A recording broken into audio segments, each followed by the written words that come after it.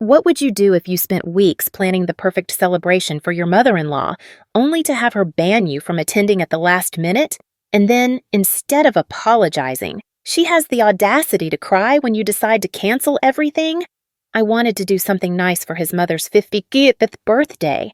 Despite his warnings that his family would never appreciate it, I planned a lavish party for her, covering every cost in detail. But when the time came, she flat out rejected my efforts and demanded I stay away. Furious and hurt, I decided to cancel the event altogether, only to turn it into a celebration of my own, with my friends and a few of Josh's. After all, if she didn't want the party, I wasn't going to waste it. But was I wrong for making the situation all about me instead of trying to win her approval? Watch how this unfolds and find out if my decision was justified. Don't forget to subscribe to see what happens next. I was the one who planned my mother-in-law's 55th birthday party, covering all the costs, while her own children did absolutely nothing. And then, at the last minute, she banned me from attending, so I canceled everything, and now she's the one crying. I'm 26, female, and I've been married to my husband, 29, for almost 3 years. From the start, I knew his family didn't really like me. He has 2 younger twin sisters, 23, and a younger brother, 21. None of them seemed to have much affection for me. The same went for his mother. I could never fully understand why they disliked me so much, but I was determined to change that. I wanted to have a good relationship with my in-laws. So, this year, I decided to plan my mother-in-law's 55th birthday celebration. My husband warned me against it. He said if his family didn't like me, I shouldn't waste my energy trying to win them over. But I ignored him. I wanted to do something nice. I'm just the kind of person who can't stand the thought of people disliking me for no reason, and I wanted to fix it. A few days ago, I began planning the party. I even tried to get my husband's siblings involved, but they weren't interested at all. They told me to handle everything if I was so set on it. So, I did. I booked one of my mother-in-law's favorite restaurants, the one she used to visit with her late husband, and I paid for all the food and decorations well in advance. I personally oversaw every detail to make sure it met her exacting standards, as she's notoriously picky about these things. I even invited her closest friends and some family members, consulting my husband on who she'd want there. I basically organized the entire thing myself, with minimal help from my husband, while her own kids didn't contribute a single thing. They didn't offer help, money, or even a kind word.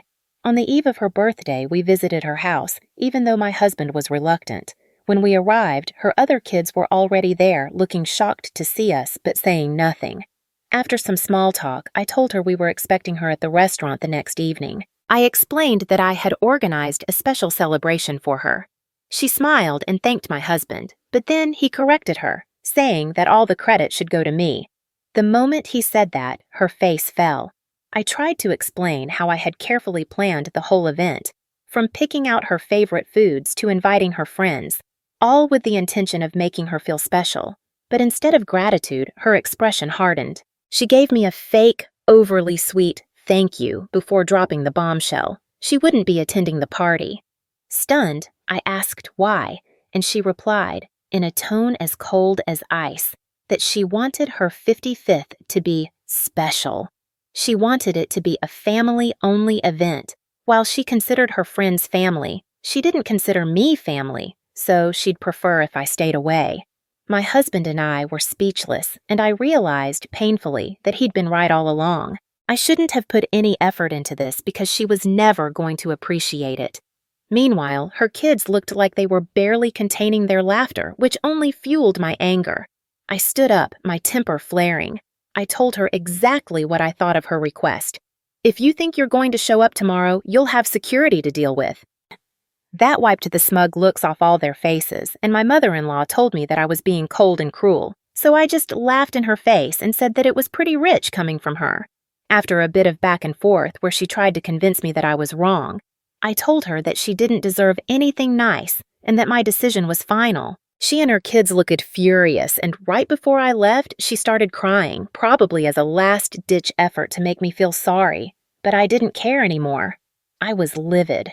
On the drive home, I tried to cancel the reservation, but since it was too late, there was nothing I could do. My husband looked pretty uncomfortable about this whole thing, but refused to make any comment apart from saying that I did the right thing and then went out for a smoke once we got home, which was fine by me since he'd never been too expressive when it came to his family and preferred to stay out of these things.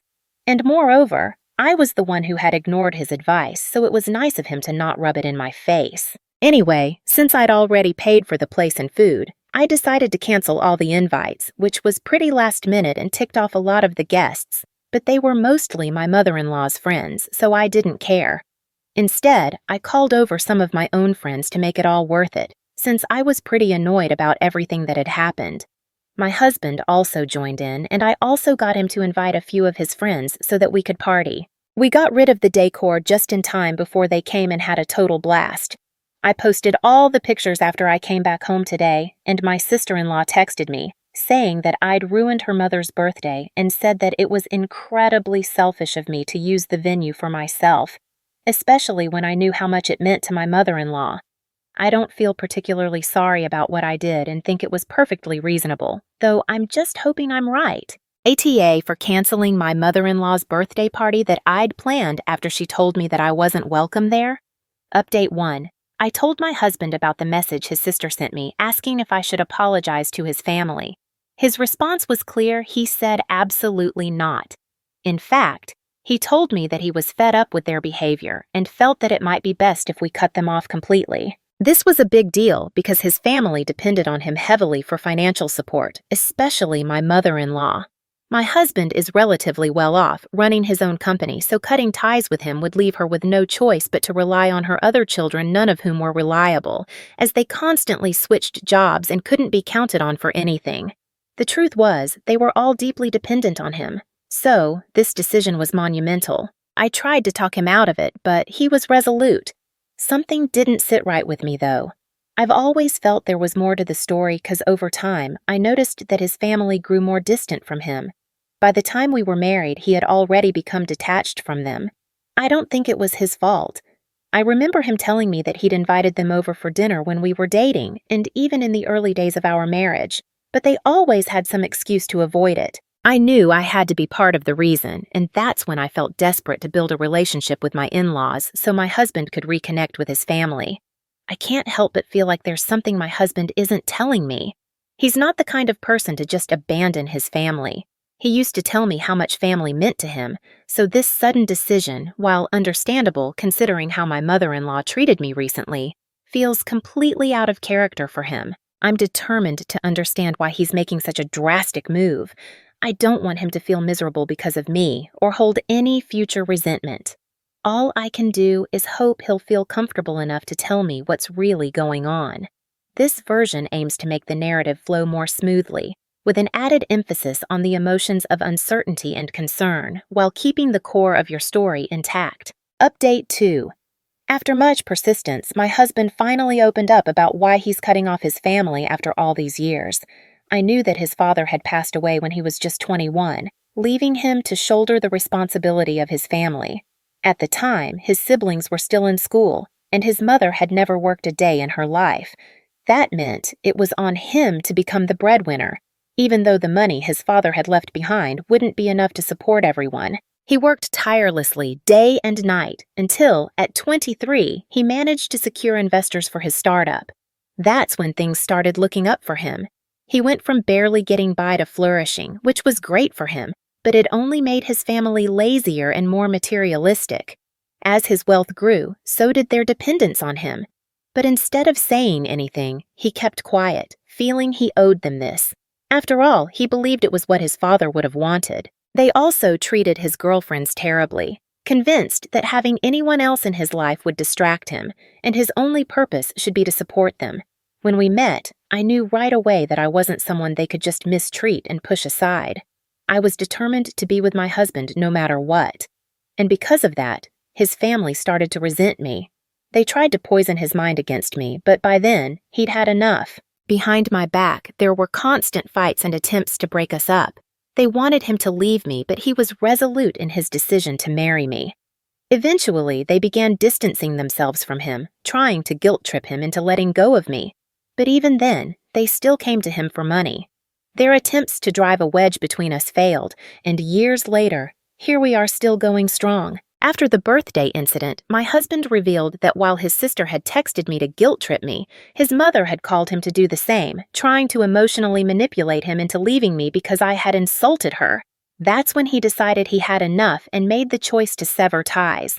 I'm still shocked that his family put him through all of this, despite the fact that he's been the one supporting them all along. Honestly, I've lost all respect for them. They're just so greedy. I'm proud of myself for sticking by my husband, even when his family tried to drive us apart to cling to his money. The truth is, I don't care about his money. I love him for who he is, and his bank balance doesn't factor into it. Now that I know the whole story, I can't believe he endured all of that and kept it a secret for so long. He did it to protect me, knowing I wanted to have a good relationship with his family. But he knew that would never happen. I truly believe he's making the right decision now. Cutting them off is the best choice. His family's selfishness and greed have shown no respect for the one man who's always had their back, and now it's time for them to face the consequences. This version aims to improve the flow, enhance the emotional depth, and clarify the details while maintaining the core events of your story. Update 3. Today, my husband finally called his mother up and told her that he doesn't want to hear from her or his siblings unless they change their ways, and they'll also have to find their own source of income since he isn't going to continue supporting them his entire life. Just as I had expected, this decision was met with uproar on their end, and I could hear my mother-in-law screaming at my husband even though his phone wasn't even on loudspeaker. There was a pretty nasty argument that broke out between them, and since I was in the same room as my husband, I heard every single word of it. My mother-in-law obviously tried to blame me for this and said that I must have influenced his decision to cut them off somehow. She also accused me of trying to break their family apart and said that my husband shouldn't let himself get manipulated by his wife. Again, the irony of her telling my husband to not allow himself to get manipulated was pretty funny to me. Obviously, my husband defended me to the best of his abilities and even told her that his siblings need to find decent jobs because they're all adults now, and it's pretty pathetic that they still have to rely on him to provide for them. She started accusing my husband of letting the money and power of being in such a high-paying position get to his head, and that I was also probably encouraging him to cut his family off, which is why he was treating his own blood so cruelly. It was all classic manipulation and emotional blackmail to keep him under her thumb, but I wasn't going to let that happen anymore now that I knew what she and her other kids had been up to. When things started getting too heated and I could see my husband getting flustered and teary-eyed out of sheer frustration, I decided to intervene. I told her that my husband's mind was made up, and if she and her kids didn't get in line soon, then they'd be losing my husband's support forever.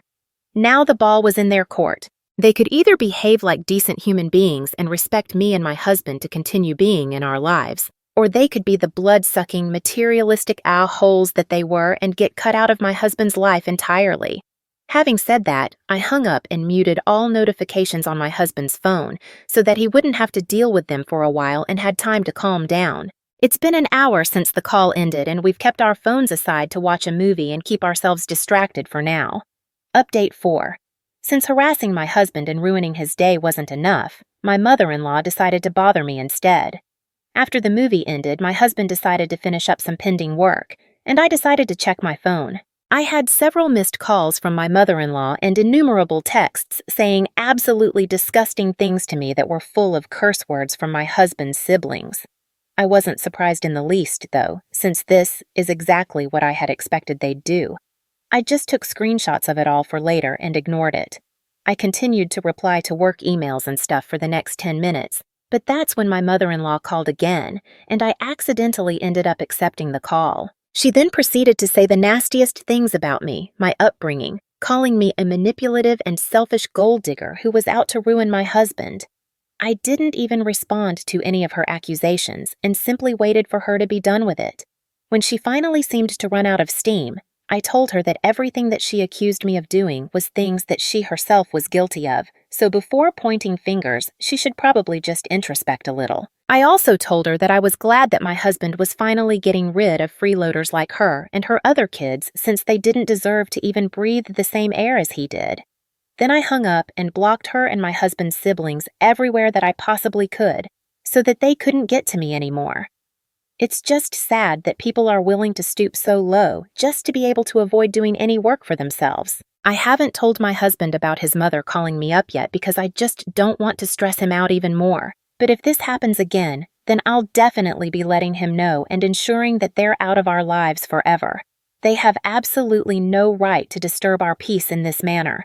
I don't know what they're going to do next, but I'm sure that my mother-in-law is definitely not going to stop until and unless we decide to take legal action against her or something. I'm praying that it doesn't have to come to that, since that'll be a huge ordeal for my husband emotionally.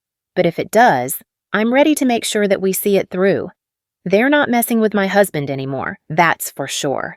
Update 5. It's been nearly 2 weeks since I last updated, and so much has happened in that time. After I blocked my mother-in-law, my husband and I had dinner, hoping for some peace the next day. But, no surprise, the very next day my mother-in-law showed up at our door with her 3 grown children, demanding an explanation for everything that had happened. She was visibly angry, and so were my husband's siblings. I knew right away this would be a stressful situation for my husband. Despite their protests, I decided to stay in the room.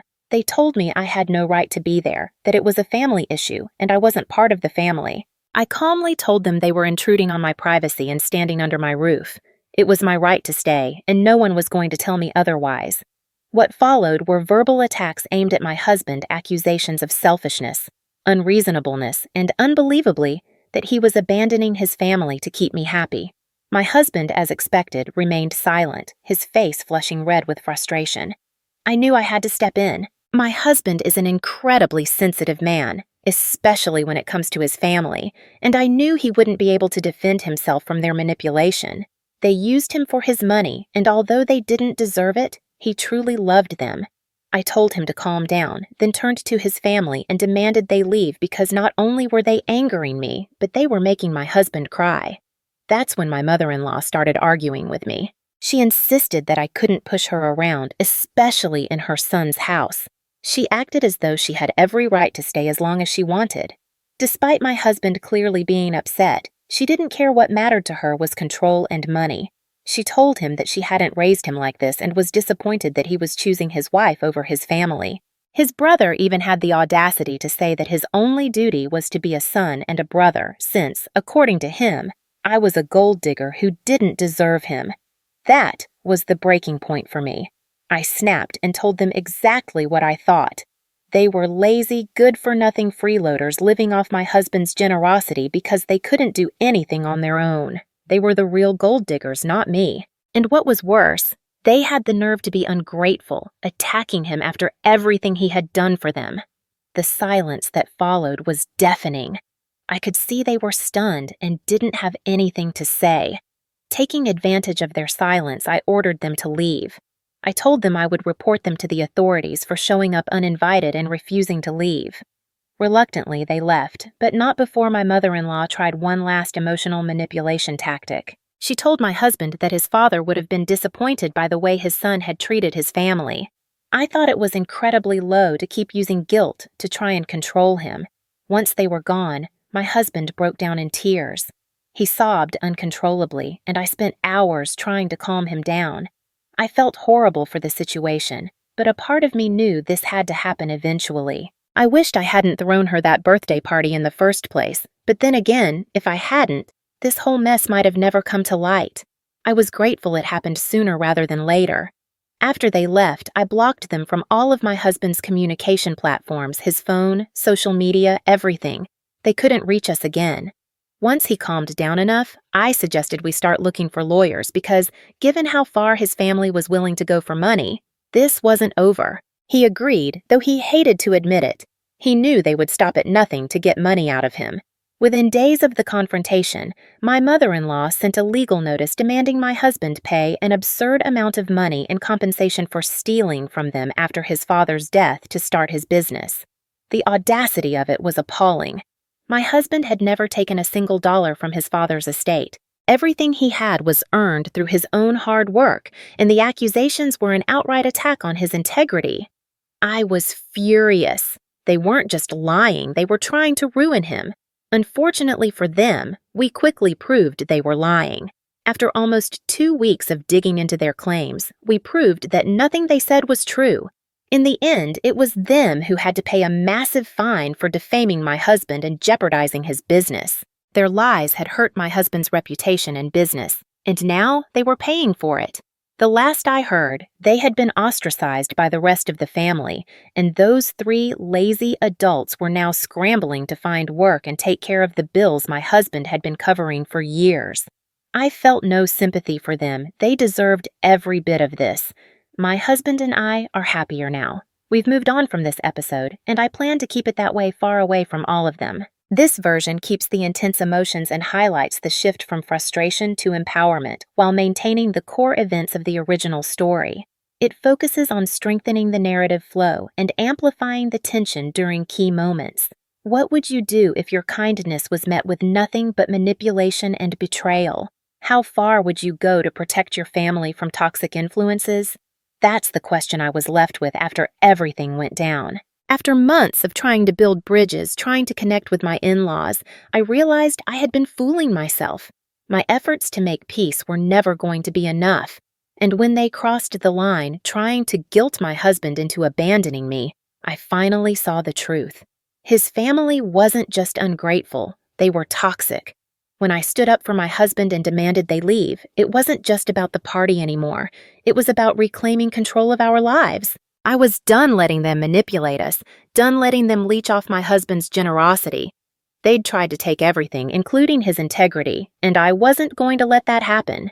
In the end, they were the ones who ended up paying literally and figuratively. My husband's family had done the unthinkable. They tried to ruin his reputation, and they paid the price for it. I wasn't going to stand idly by while they destroyed everything we had worked for. But now that it's over, I can't help but wonder, how many people let family walk all over them just because they're family? And how many of us hold on to toxic relationships just because we're afraid to break away? Have you ever had to stand up to your own family to make the hard decision to protect yourself? Let me know your thoughts in the comments. And don't forget to subscribe for more stories like this.